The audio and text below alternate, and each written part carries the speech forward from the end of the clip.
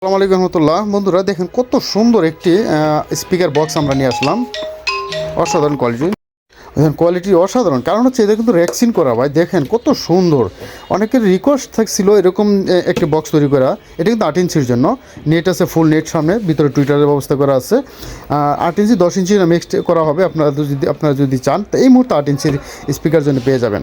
দেখুন হ্যান্ডেল হাতল ধরার ব্যবস্থা করা আছে কর্নারগুলো, আর দেখতে কতটা মসৃণ সুন্দর। আরেকটা বিষয় আপনাদের সে বলি, অনেক বন্ধুরা বলেন যে কিবোর্ড ব্যবহার করলে সাউন্ড কোয়ালিটি ভালো হয়। আমি বলি যে এমএফডি বোর্ডগুলো, এটাই মূলত এটা পরীক্ষিত।